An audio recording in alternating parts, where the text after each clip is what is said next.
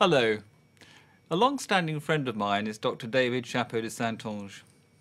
For many years we've both worked with Prime, Partnerships in International Medical Education.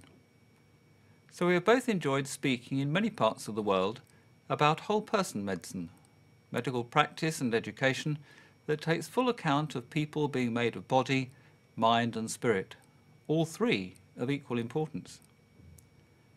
As a doctor, David is both a tremendous physician and an outstanding teacher and writer. A few years ago, David developed cancer. It's slow growing, but has progressed and spread. And there's no treatment left that's curative. I wondered how all this felt to David as someone clearly with a considerable medical knowledge, but also a strong Christian faith. So he kindly agreed that we could chat about this quite openly, and that our conversation could be recorded.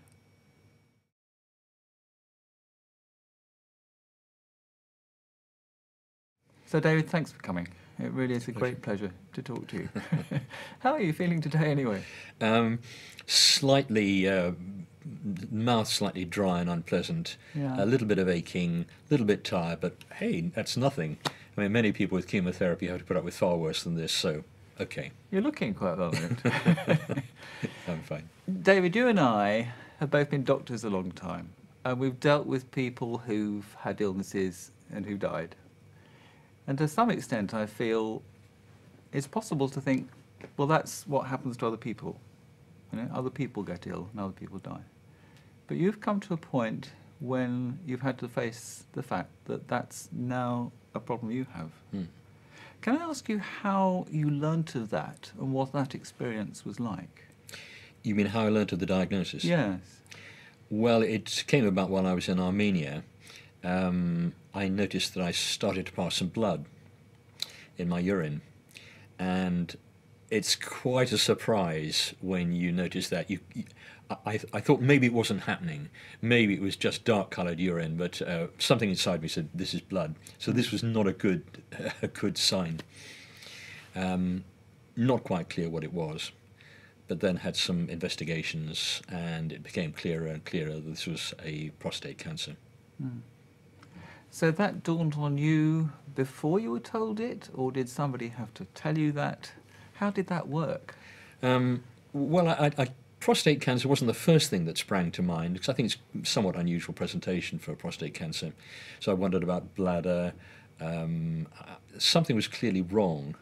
I think it was only when I went to hospital, had a rectal examination, and clearly the prostate was enlarged and hard. I thought that must be it.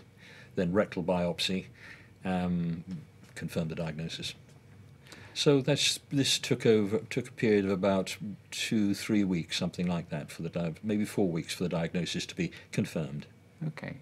And what was your sense, knowing that we talk about whole person medicine, as to how that information was handled, how you were handled in getting to know that diagnosis?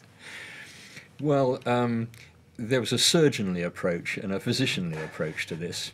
The surgeonly approach was pretty direct, as was his cystoscopy. Well, this is what it is. You've got this, that, and the other, with very little sense of asking me how I was feeling or what I thought that it might be. He was clearly a busy guy and did his business.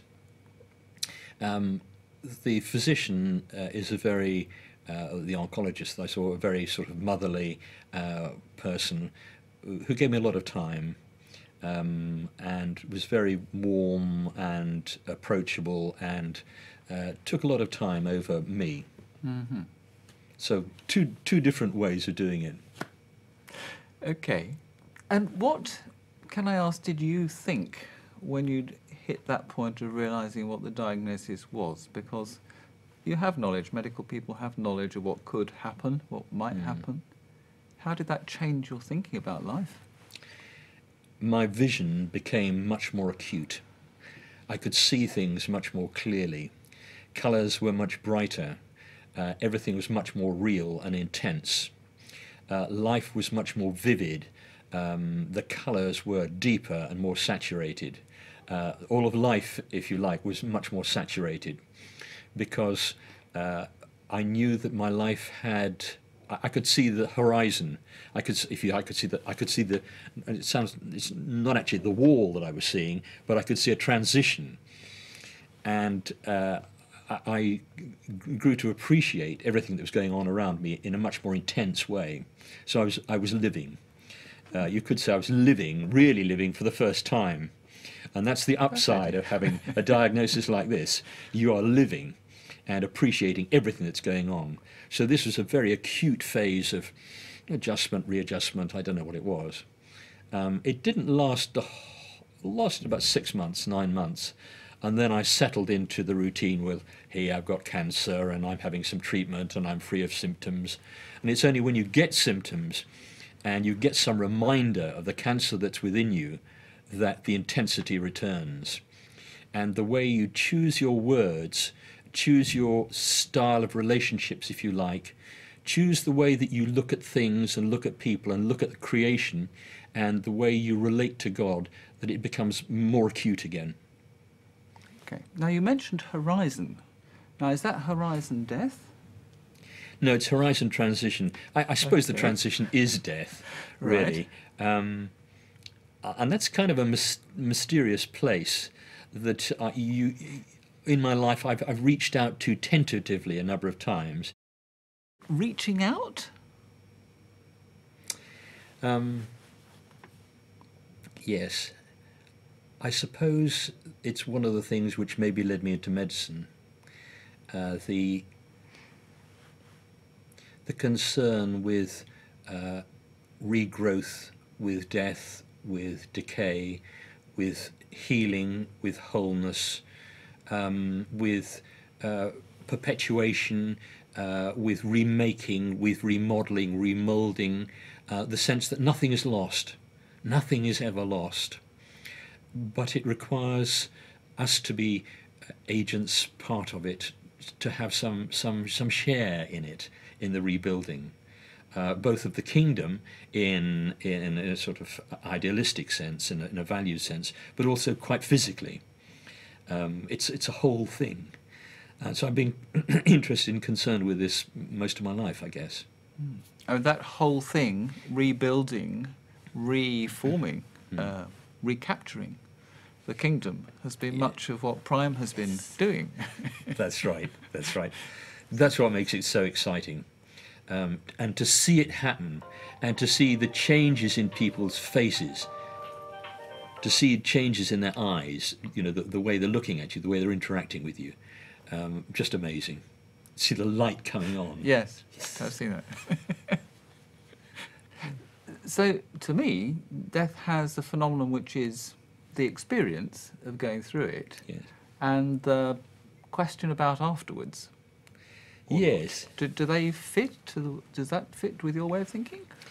I think the going through it, there's a natural concern about symptom control. I've got quite extensive bony secondaries, and I was much concerned with spinal cord compression and root compression, and so I have a concern about symptom control. So there's that element of dying. Death itself is an adventure. And I remember saying to some friends, sooner or later, but probably soon, I'm going to see the face of God. I will look him in the face. So there's a sense of excitement, a sense of anticipation. And I've had some sort of visions or dreams of what it's like over the last year. So that suggests no fear at all? Not really. Okay. Not really. Because the thing for me to be fearful about, like most people, is I guess the pain of the dying process. But there's nothing to be fearful about afterwards, so I'm not the slightest bit fearful. Okay. And do you see that, as it were, lack of fear? Because some people are afraid of dying. We'll have seen this in our medical practice. We may well have come across it in our social engagements. Is that fear, do you see, directly related to having a faith and to having a full weight of faith inside you, as it were? That's a difficult question because partly yes and partly no. The no bit is what is, and what will be, will be. don't waste your time worrying about it or being frightened about it. It is what it is. The face side of things is I know that beyond the universe, beyond the world that we see, there is an amazing, amazing God who is full of love, for me personally. So David, tell us a bit more about the dreams. I can never quite remember whether they were dreams or visions that I had when I was praying, but I had a vision which I've had twice about heaven, and there was no horizon, there was no sky, and there was no earth in one sense, but everybody, millions and millions of people, were spaced out like on a pavement, and each of them had an instrument, a musical instrument. And the instruments were all different, and they were somehow part of the person, somehow wrapped in them, somehow coming out of them. They were part of the person. And there was silence. There was silence in heaven. And I knew we were waiting for the music to begin, which we were all going to be part of. And after that silence, I heard this chord. You can't imagine a chord with millions of notes in it, because that doesn't work in the earthly sense. But the lowest notes of it shook the foundations of where we were standing, and the highest notes reached up as high as you could go. And I heard the first chord, and the music was wild and strange. It was like nothing I'd heard. It could have been frightening, but it was completely strange and completely different. And I knew that these were the first notes of the song, of the music, which we would play, all of us. And we wouldn't have to rehearse. We'd know exactly what to play, because it would be natural and it would just flow out of us. I got this great sense of awe, and enjoyment is too tame a word. It's excitement, as I was playing with these millions of others. Very, very big, but not frightening. Not frightened. And the thing is, we were all separate, yet we were together. We were together in the harmony, yet we had our own instruments, and we were separate. We were individual, but somehow together in this great song. Fantastic. It certainly speaks to this idea of individuality and meaning for each individual, Yes. yet total harmony Yeah. into one. In a way we can't imagine. No, not on earth. No. That was something. Can I just ask then, in the current journey, there are various people, obviously, your family, your friends, the folks at church, the medical people. Starting with them last, just how have the medical people broadly related to all this and to you in your journey through this last bit of life? They've related cheerfully and probably thankfully that I'm not making many demands on them emotionally. I think with some mystification, or at least distancing over my statements of faith and belief, they probably think I'm a bit euphoric, which is partly true since I'm on steroids, but I was slightly euphoric before I started on the steroids. So. You're sometimes euphoric. Yeah. Anyway. Yeah, that's true. And what about folks at church? In a church community, people will be taking an interest in your well-being, wanting to be helpful, I'm sure. How's that worked? It's worked very well, because from the outset I told them what was happening, what the diagnosis was, and that it's really okay to talk to me about it, what it feels like to have cancer, what it feels like to face your own death. And I've given them little bulletins from the front of the church as we've gone on, and they have been just amazing. There's quite a physical church, and I'm quite a physical person, so there's been a lot of hugging and cuddling, okay, as well as serious talking about, how are you, what are you really thinking, what's it feeling like right now, tell me about your symptoms. Huge amount of support. And prayer? Yes, regular prayer for me from all sorts of people all around the world, because of the huge international relationships and friendships that Prime has, and that I've been privileged to be part of over the years, it's just amazing how many people know. People in Central Asia, I didn't tell them, but this is sort of Christian network, a sort of vine, I guess. And what do you think they're praying for, and what would you like them to pray for? I think that most of them are praying for my complete healing, including my family, including most of the people in the church. And interestingly enough, they're asking me, do you want complete healing? Are you okay with this?